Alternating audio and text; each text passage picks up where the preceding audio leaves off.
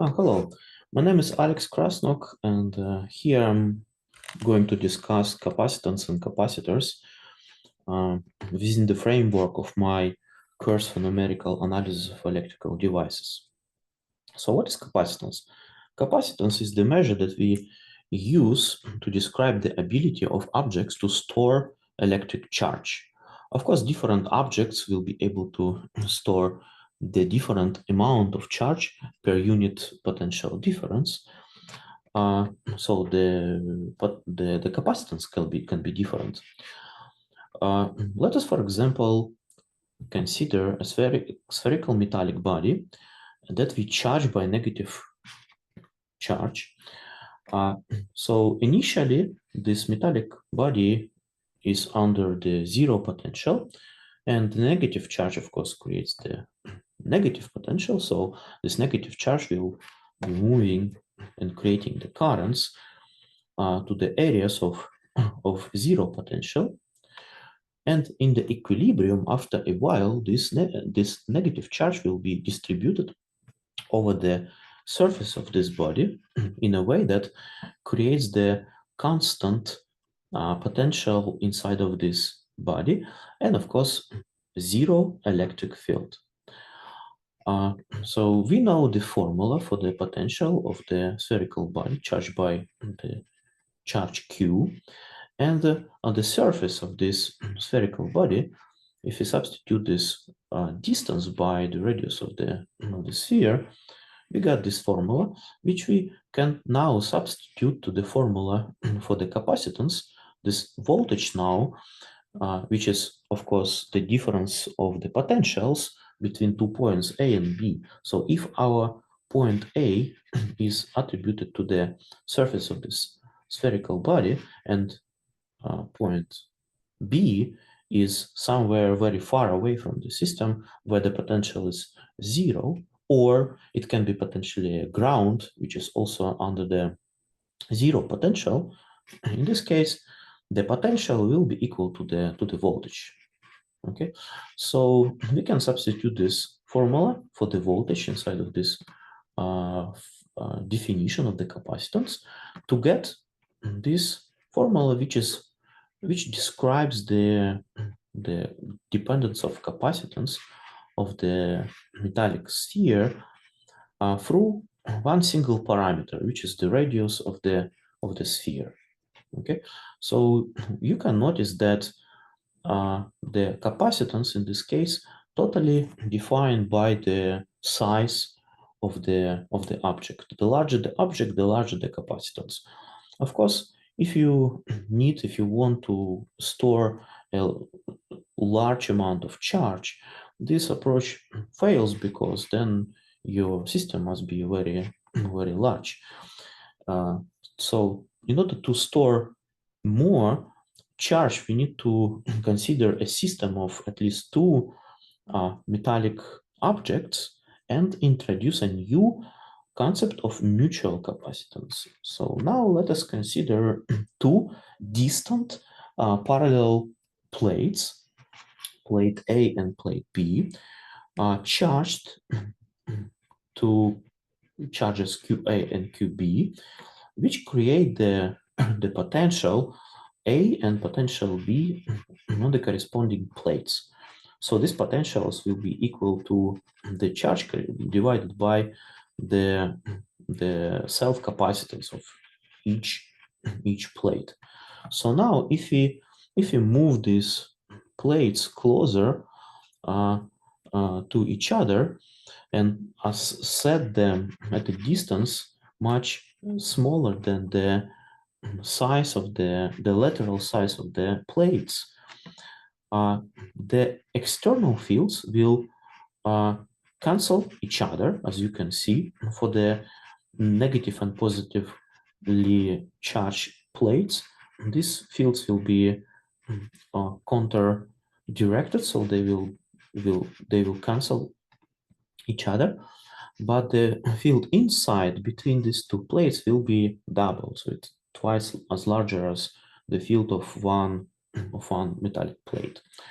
So in this case, the potential of each plate will be given not only the charge on each plate, but also the charge on the other plate through the mutual capacitance CAB. Okay, so in this system of the parallel plates, this self-capacitance can be much larger than the mutual capacitance.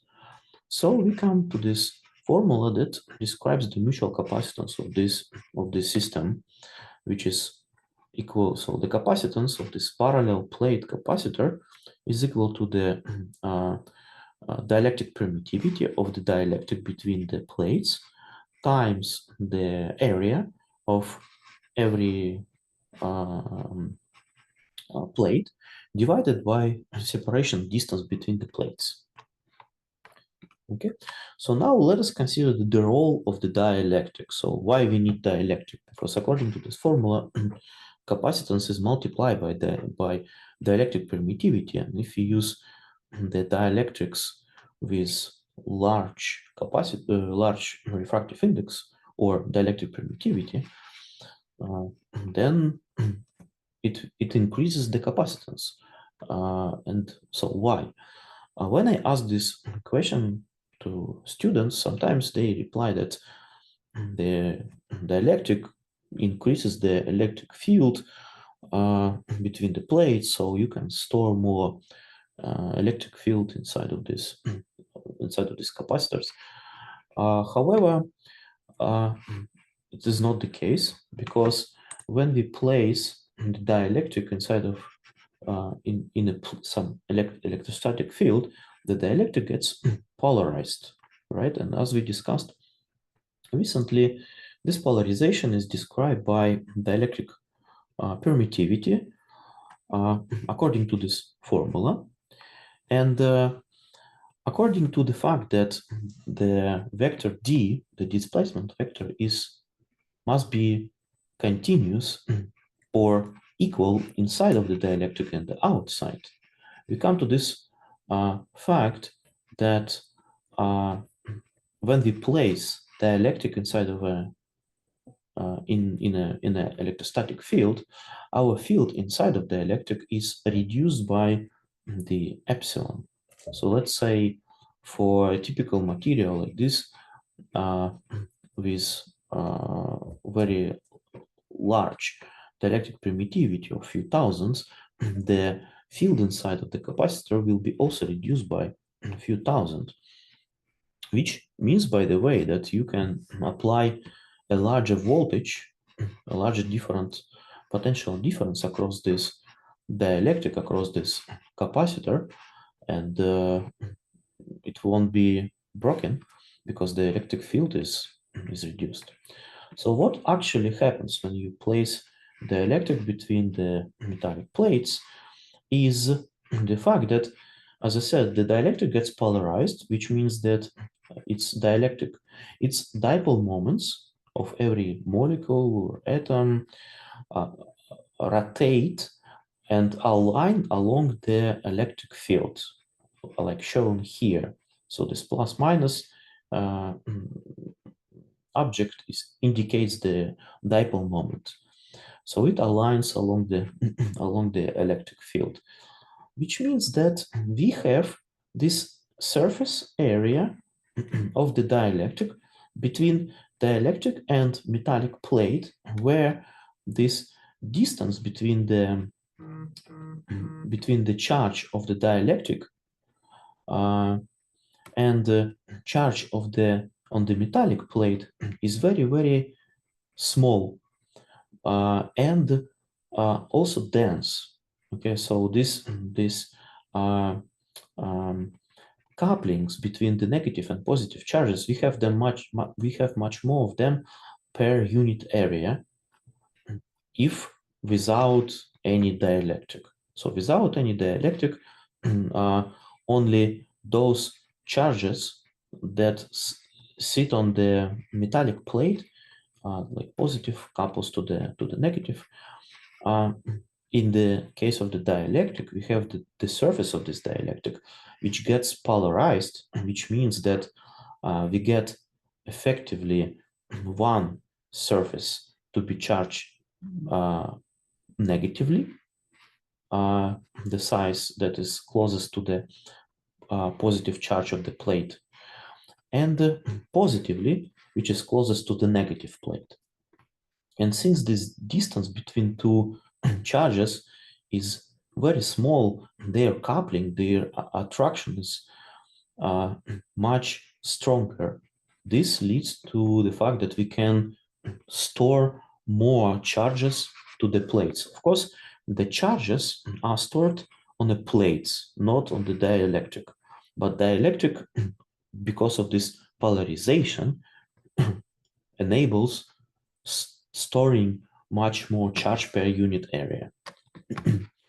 Finally, if we plot the distance, if we plot the capacitance of a parallel plate capacitor with the area of 1 centimeter squared and the dielectric permittivity between the plates of 10 as a function of the distance separation between two plates from 1 millimeter to 1 centimeter, we get this this quadratic reduction of the capacitance with the growth of the plate separation, according to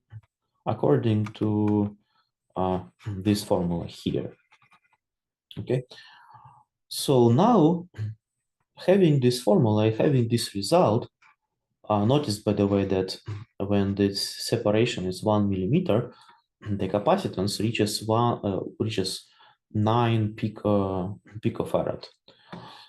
So now having this result, we are going to simulate the same system, numerically simulate using ANSYS Maxwell solver, and compare the realistic system with this analytical, this theoretical case. Thank you.